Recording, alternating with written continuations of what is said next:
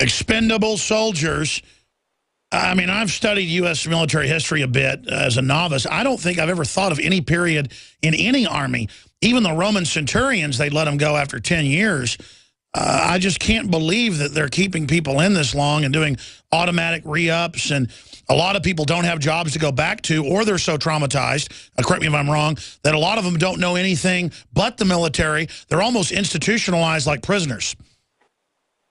Well, they do hold them on basis, and that is a suspicious aspect of what happened at Fort Hood.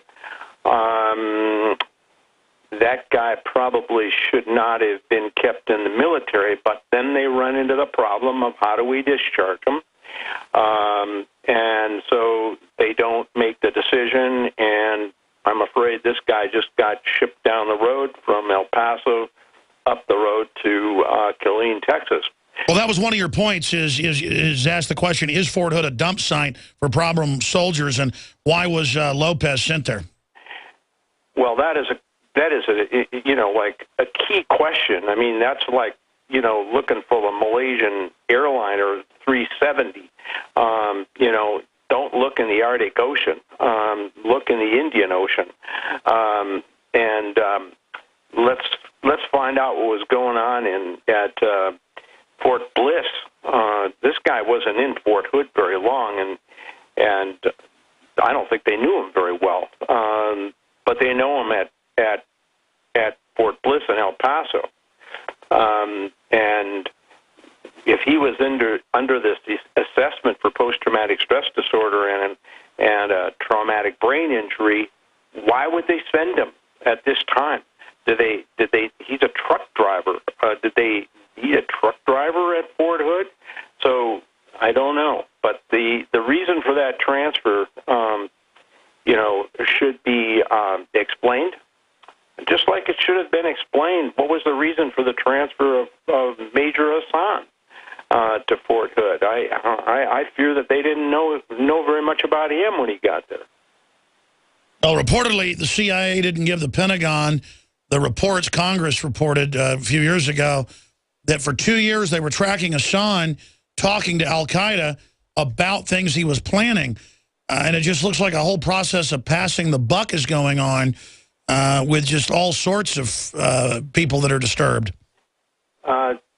Unfortunately, the system is overwhelmed, and oftentimes, in my experience, they just really don't know what to do with some of these problem people. And this was one of those problem people. He didn't just get refused to leave and get PO'd at some low-level human relations clerk. Well, sure. I mean, look at how he was begging for help. They're now having to admit all over the place and wasn't even really getting it. Well, it's worse than that. They're not even acknowledging that he was in combat. And here's a Facebook posting 2 years ago, celebrating life. It has been exactly 1 year and 2 days since I left Iraq. Seeing in Fallujah the most brutal explosion, I was left paralyzed and started the discussion over the radio. I was only focused on breathing deeply so that I don't lose focus and continue the mission. Were hours of agony waiting for an attack by the insurgency, but we were able to exit Fallujah all alive. I was in vehicle number 6. The worst was that number 5 was a diesel truck, the perfect target, and I was only thinking about getting back with my family.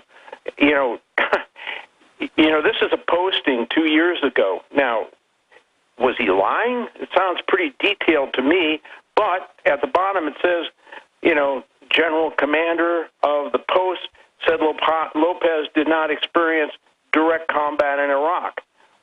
That sounds to me like direct combat. Well, they always want to act like anybody that goes off the deep end, was never a combat soldier, because those guys are all angels. Look at Sergeant Bales killing the 18 people. Remember that? I sure do. That's in my book. And he was not fit for duty. He had a half a foot. Well, let's talk about him when we come back. Amazing book. I want to get into the book. I haven't read it yet, Wounded Minds. And we got a guy who's been in the VA, the whole 9 yards. top MD psychiatrist who's worked with these people forever and, of course, been in combat himself, and is breaking it down for us. We'll be right back. Friends, this is Alex Jones for MidasResources.com. For more than 15 years, I have exclusively used Midas Resources for all my precious metal needs. Whether it's bullion or collectibles you're looking for, Midas Resources is simply the best. I own my gold as a hedge against inflation. This Federal Reserve fiat currency could go the way of the Deutschmark and the Weimar Republic anytime. In these historically dangerous times, it makes sense to physically hold gold and silver. Midas already has some of the best deals in the industry. But if you give them a call and mention the radio special, they will give you a list of the day's super specials. Midas brokers are standing by to answer all your questions at 800-686-2237. They also have a lot of informative free literature explaining the opportunities and risk of holding precious metals. They are ready to answer your questions at 800-686-2237.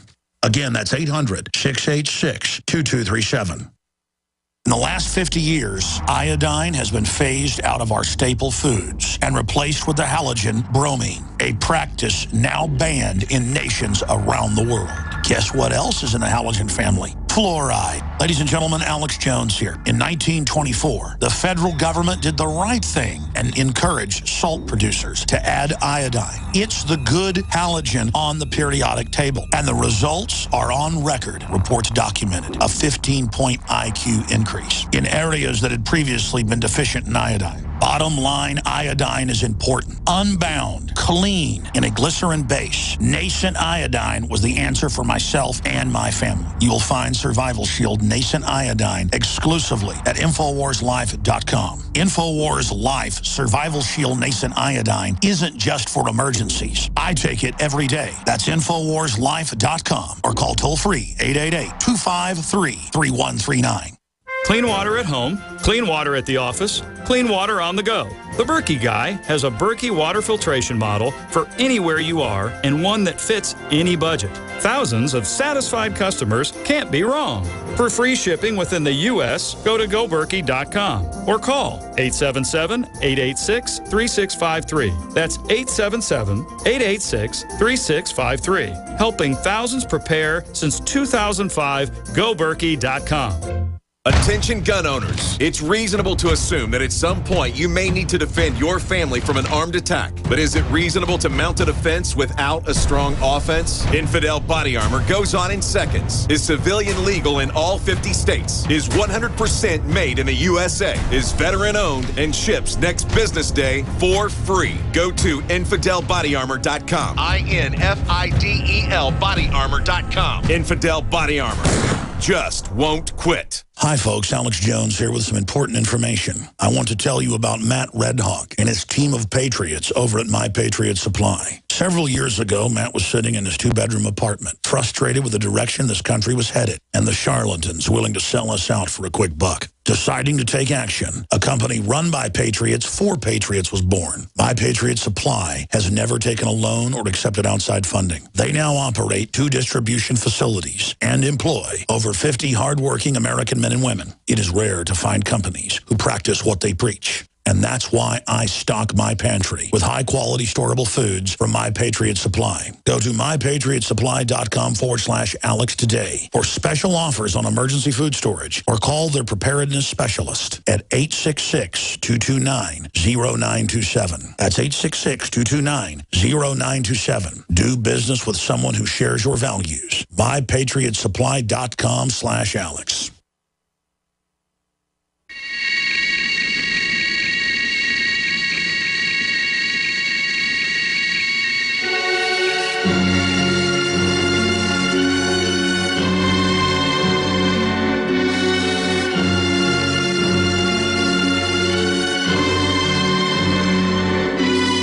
Dr. John Liebert is our guest, a veteran working in the VA in the psychiatry department, heading it up in major hospitals. And we were getting into the fact that all-time record suicides, dwarfing any period ever, outpacing combat deaths. They had all these flags at half-mast around the country for 3 dead, 4 dead, including the shooter, which I guess is fine. But what about the 7 vets that are in the military that die every day? Of the 22 that are veterans, 22 a day total. 7 of them was the average CNN had, if that's accurate, that are active duty. Where's the half mast for them? I mean, the half mast would be every day. So we were getting into Sergeant Bales. For those that don't know about that, sir, tell people about that. Well, Sergeant Bales had already served 3 tours. There were really no alleged problems other than the fact that he had his foot amputated. He was left with a half a foot, which would have rendered him on the fitness for duty profile unqualified for deployment. He was not fit for duty just because of his foot. He also had a head injury in Iraq. He was in some of the fiercest combat in Iraq, and he also had a head injury, on base on an automobile accident. He apparently had a diagnosis of post-traumatic stress disorder, but that's not clear.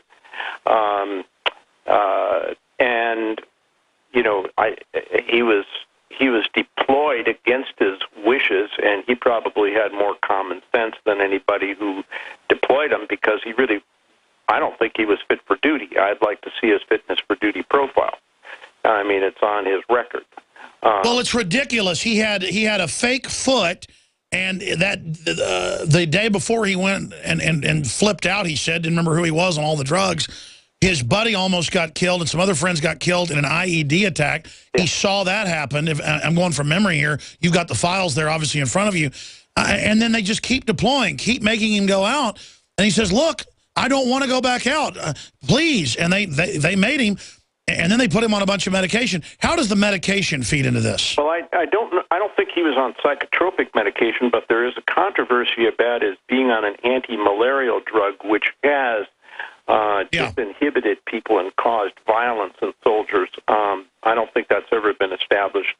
I don't believe he was on psychotropic medications. He was apparently drinking. But the point is that they not only deployed him, but they deployed him to what appeared to be a remote and rather dangerous special forces outpost to protect the special forces. So it sounds to me like he was sent on kind of a suicide mission. Yes, he probably had lost enough of his buddies, and these IEDs are just absolutely so dangerous and so devastating. He probably just had one too many of those and buried one too many of his friends, and he went off. And tell you the truth, I don't think he ever planned to come back to the United States. I think he was probably suicidal, my speculation, the way he was behaving. And when they say he doesn't remember, I tend to believe him, although I did not examine him. But instead, we put him in prison. And I'm not saying what he did was good. It was horrible. But how do you put a man through this stuff and not expect a large percentage of them to blow? Well, that of course is the important question, and I don't think that it's being addressed at the levels where it should be addressed. I don't believe that just running this volunteer army over and over and over again in order to solve the problems of the Vietnam draft is a solution. I think the Vietnam draft is a failure. I think this all-volunteer army is a failure. It's not the soldiers. It's not the units. The Vietnam Army was one of the best ever fielded, and they just got thrown into the garbage can. This army is an excellent army. It's also going to probably be trashed, too, as they downsize. I don't think the policy is. I don't think the policy is right. I think we should. The draft didn't work. The volunteer army didn't work. I think we need to go to universal military service. Everybody graduates from high school, goes into the military. Dr. Liebert, stay right there. I want to come back and hear more of your solutions and debate back and forth the pros and cons of universal service or a new draft. Of course, all the congressional kids are going to be exempt. We're